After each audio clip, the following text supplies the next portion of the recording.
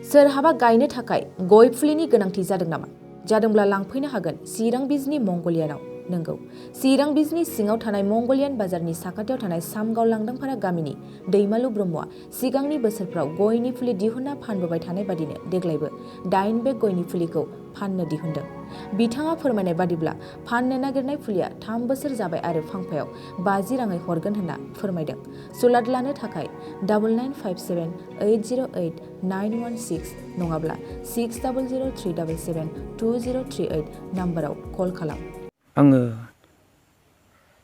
फाननो नागिरदों आरो बे गयखौ, ओमफ्राय जायखिजाया सोरबाफोर लांफैयोबा आंनाव लांफैनो हागोन।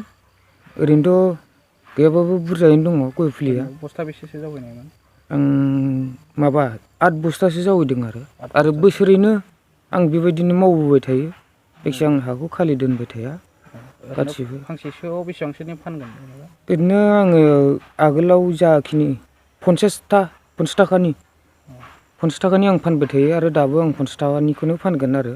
जायखिजाया सोरबाफोर लांफैनो हायोबा, लांफैनो गोसो दङबा बे गय फुलिखौ आंनाव कन्टेक्ट लानानै लांफैनो हागोन आरो। मबाइल नाम्बारा आंनिया ओरै 9957808913 आरो मोनसे दंबावो 6003772038 नैबे नाम्बाराव कन्टेक्ट लानानै आंनि बे गय फुलिखौ कन्टेक्ट लानानै लांफैनो हागोन आरो।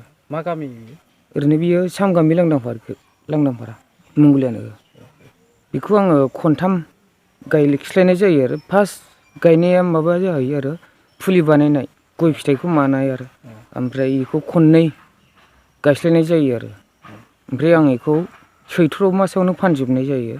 ओंखायनो सोरनोबाफोर नांगौबा आं फानहरगोन आरो।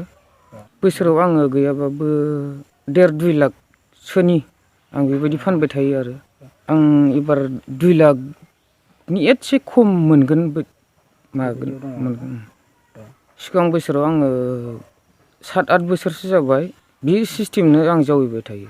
जाखिनि बे आंनि गय फुलि दङ बेयावनो आङो बेबायदिनो जावैबाय थायो आरो। हाखौ आं बेखिनिखौनो माबा खालामबाय थायो। गोसो गुदुं गलादारफोरनि थाखाय मोनसे मोजां खौरां।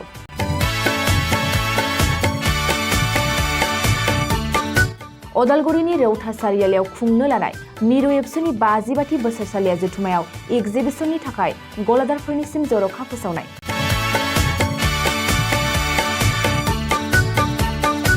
फैगौ 2023 मायथाइनि 26, 27, 28 आरो 29 जानुवारियाव खुंनो लानाय मिरु एबसुनि बोसोरसालिया जथुम्मायावनो बायदि रोखोमनि मुवा बेसादफोरखौ दिन्थिफुंगोन एगजिबिसन।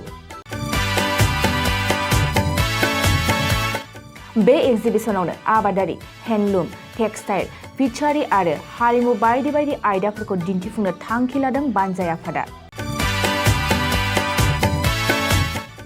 बेनिखायनो गोसो गुदुं सुबुं एबा गलादारफोरा एगजिबिसनाव गला होफैनो हागोन आरो गला होनायनि सोमोन्दै आबुं बाथ्राखौ मिथिनोब्ला नैबे मबाइल नम्बर 9365245137 आव थोंजों सुलाद लानो हागोन।